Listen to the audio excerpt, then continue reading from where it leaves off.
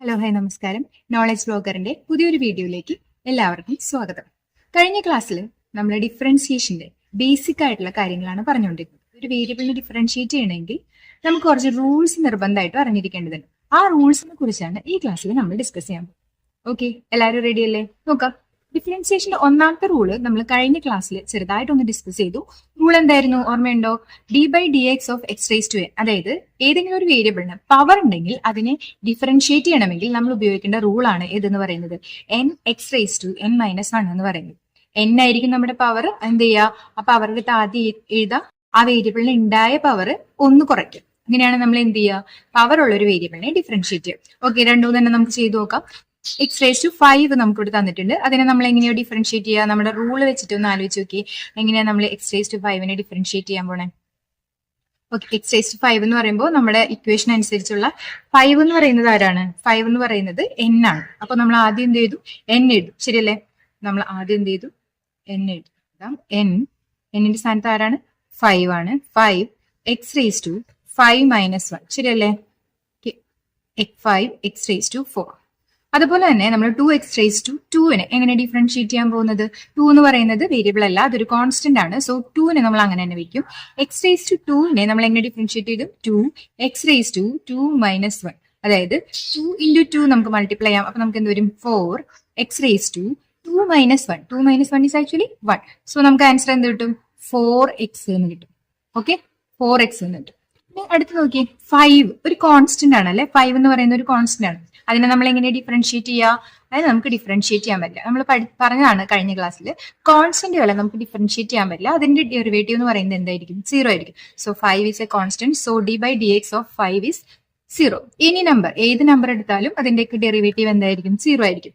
അതുപോലെ തന്നെ നമ്മൾ ബാക്കി എടുക്കുന്ന കോൺസ്റ്റന്റുകളൊക്കെ ആർബിട്രറി കോൺസ്റ്റന്റ്സ് ആയിട്ടുള്ള A, B, C അതുപോലെയുള്ള വാല്യൂസിനൊക്കെ എന്തായിരിക്കും? ഡെറിവേറ്റീവ് 0 ആയിരിക്കും. കോൺസ്റ്റന്റ് ആണോ ഡെറിവേറ്റീവ് എന്തായിരിക്കും? 0 ആയിരിക്കും. അടുത്ത് നോക്കി, കുറച്ച് ക്വസ്റ്റ്യൻസും കൂടി ഇവിടെ തന്നിട്ടുണ്ട്. അതും കൂടി നമുക്ക് ചെയ്ത് നോക്കാം. എന്താ വരാം? 5x⁻100. നമ്മൾ എന്താ ചെയ്യുക? 5 കോൺസ്റ്റന്റ് ആണ്, അങ്ങനെ തന്നെ വെക്കും. 100 നമ്മൾ എന്ത് ചെയ്യും? 100x⁻99. അത് ചെയ്ത് വരുമ്പോൾ നമുക്ക് എന്ത് കിട്ടും? 5 × 100 നമുക്ക് മൾട്ടിപ്ലൈ ചെയ്യാം. അപ്പൊ 500x⁻99 വരും. ഓക്കെ, ഇനി ഇതുപോലെ ഇവിടെ എ എന്ന് പറയുന്നത് നമ്മളിവിടെ 5 ചെയ്ത പോലെ ഒരു കോൺസ്റ്റന്റ് ആണ്. കോൺസ്റ്റന്റ് അങ്ങനെ തന്നെ വെക്കാം. x⁻3യുടെ ഡെറിവേറ്റീവ് എന്ന് പറയുന്നത് എന്തായിരിക്കും? 3x⁻2 ആയിരിക്കും. നമുക്ക് ഒറ്റയടിക്ക് എങ്ങനെ എഴുതാം? 3ax⁻2 എന്ന് എഴുതാം. അതുപോലെ തന്നെ റൂട്ട് എക്സ് എന്ന് പറഞ്ഞാൽ ആക്ച്വലി നമുക്ക് അതിന്റെ പവർ ആയിട്ട് എഴുതാം. റൂട്ട് എക്സിന്റെ പവർ എന്താണ്? x⁻1/2 ആണ്. അപ്പൊ നോക്കാം, റൂട്ട് എക്സ് എന്ന് പറഞ്ഞു കഴിഞ്ഞാൽ x⁻1/2 ആണ്. അപ്പൊ ഞാൻ അങ്ങനെ എഴുതാം, d/dx ഓഫ് റൂട്ട് എക്സിനെ എങ്ങനെ എഴുതാം? x⁻1/2 എന്ന് എഴുതാം. ശരിയല്ലേ? ഇപ്പൊ നമ്മുടെ n എന്ന് പറയുന്നത് ആരാണ്? 1/2 ആണ്. അപ്പൊ നമ്മൾ ഇതിന് ഡിഫറൻഷിയേറ്റ് ചെയ്യുമ്പോൾ നമ്മുടെ n നമ്മൾ ആദ്യം എഴുതും, അതായത് 1/2 ആദ്യം എഴുതും. x⁻n-1 അല്ലെ? n-1 എന്ന് പറഞ്ഞാൽ 1/2 - 1. ശരിയല്ലേ? 1/2 - 1 എന്ന് വെച്ചാൽ എന്താണ്? 1/2 - 1 എന്ന് പറഞ്ഞാൽ -1/2 ആണ്. 1/2 x⁻1/2 വരും. ശരിയല്ലേ? x⁻-1/2. അപ്പൊ നമ്മൾ ഇത് ചെയ്യുമ്പോൾ എങ്ങനെ വരും? ഈ സാധനം നമുക്ക് താഴേക്ക് എഴുതാം. അപ്പോൾ മൈനസ് കളയാൻ വേണ്ടിയിട്ട് 1/2 1/x⁻1/2 വരും. ഓർ നമുക്ക് എങ്ങനെ എഴുതാം? 1/2 x⁻1/2 എന്ന് പറഞ്ഞാൽ നമ്മൾ ഓൾറെഡി പറഞ്ഞു എന്താണ്? റൂട്ട് എക്സ് ആണ്. അപ്പൊ 1/2 റൂട്ട് എക്സ് എന്ന് എഴുതാം. ഏതിനെ? റൂട്ട് എക്സിന്റെ ഡെറിവേറ്റീവ് എന്ന് പറയുന്നത് എന്തായിരിക്കും? 1/2 റൂട്ട് എക്സ് ആയിരിക്കും. ഇനി അതുപോലെ തന്നെ 1/x-നെ നമുക്ക് എങ്ങനെ ഡിഫറൻഷിയേറ്റ് ചെയ്യാം? 1/x എന്ന് പറഞ്ഞു കഴിഞ്ഞാൽ എക്സിനെ നമുക്ക് മുകളിലേക്ക് കൊണ്ടുപോകാം. അപ്പൊ നമ്മൾ അതിന്റെ പവർ എന്താവും? ഏത് വേരിയബിൾ ആണെങ്കിലും അതിന്റെ പവർ ഡിനോമിനേറ്ററിലായിരിക്കുമ്പോൾ പോസിറ്റീവ് ആണെങ്കിൽ അത് ന്യൂമറേറ്ററിലേക്ക് വരുമ്പോഴേക്കും എന്താവും? നെഗറ്റീവ് ആവും. അതായത് ഇവിടെ ഡിനോമിനേറ്ററിലാണ് എക്സ് എടുക്കുന്നത്, അതിന്റെ പവർ 1 ആണ്. അത് മുകളിലേക്ക് വരുമ്പോൾ അത് എന്താവും? -1 ആവും. ഇനി നമുക്ക് റൂൾ അപ്ലൈ ചെയ്യാം. എന്താണ്? എന്നിന്റെ സ്ഥാനത്ത് ആരാണ്? -1 ആണ്. x⁻1 ശരിയല്ലേ? -1 അപ്പൊ എന്ത് വരും? -1 × x⁻1 ആഡ് ചെയ്താൽ -2 എന്ന് വരും. പിന്നെ ഇവിടെ ഒരു -1 പുറത്തുണ്ട് കേട്ടോ. അപ്പൊ നമ്മൾ ഇങ്ങനെ എഴുതും, -1/, അത് നെഗറ്റീവ് ആണ്, അത് ഡിനോമിനേറ്ററിലേക്ക് പോകുമ്പോൾ എന്തായിക്കോളും? പോസിറ്റീവ് ആയിക്കോളും. അപ്പൊ x² എന്ന് എഴുതും. അതായത് 1/x-ന്റെ ഡെറിവേറ്റീവ് എന്താണ്? -1/x² ആണ്. ക്ലിയർ? അതായത് ഇത് ജനറൽ ആയിട്ട് നമ്മൾ ചെയ്ത് നോക്കിയാലും നമുക്ക് കിട്ടും. പക്ഷെ നമ്മൾ പൊതുവെ ഇത് പഠിക്കാറാണ് പതിവ്. നമുക്ക് റൂൾസ് പഠിക്കാനുള്ളതിൽ കൂട്ടത്തിൽ നമ്മൾ റൂട്ട് എക്സിന്റെയും 1/x-ന്റെയും പഠിച്ചു വെക്കും. എത്രയാണ് റൂട്ട് എക്സിന്റെ എന്ന് പറയുന്നത്? 1/2 റൂട്ട് എക്സ് ആണ്. 1/x-ന്റെ എന്ന് പറയുന്നത് -1/x² ആണ്. ഓർത്ത് വെച്ചേക്കാം. ഇനി നമുക്ക് അടുത്ത റൂളിലേക്ക് പോകാം. അപ്പൊ ഒന്നാമത്തെ റൂൾ നമ്മൾ പഠിച്ചു കഴിഞ്ഞു. എന്താണ്? എക്സ് റേസ് ടു എന്നിന്റെ ഡെറിവേറ്റീവ് എന്ന് പറയുന്നത് n x raise to n minus 1 ആയിരിക്കും. ഇനി നമുക്ക് കുറച്ച് ബേസിക് ആയിട്ടുള്ള കുറച്ച് റൂൾസ് ഉണ്ട്. അതായത് കുറച്ച് ട്രിഗ്നോമെട്രിക് റേഷ്യോസിലേക്ക് ഡെറിവേറ്റീവ്സ് ഉണ്ട്. അത് നമ്മൾ എന്ത് ചെയ്യുക? പഠിച്ചു വെച്ചേക്ക്.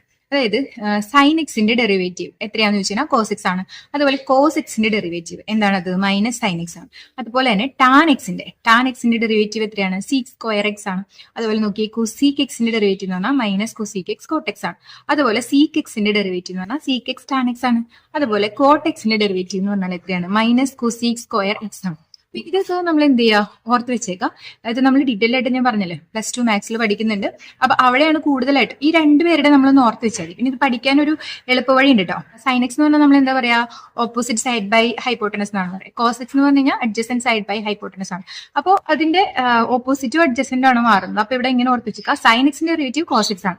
കോസ് എക്സിന്റെ ഡെറിവേറ്റീവ് സൈൻ എക്സ് ആണ്. പക്ഷെ ആ സൈൻ എക്സിന് എന്തും കൂടി ഉണ്ടാവും? ഒരു നെഗറ്റീവ് സൈനും കൂടി ഉണ്ടാവും. അങ്ങനെ ഓർത്ത് വെച്ചേക്കാം. ആ രണ്ടുപേരുടെ തൽക്കാലം +1 നമുക്ക് അത് മതി.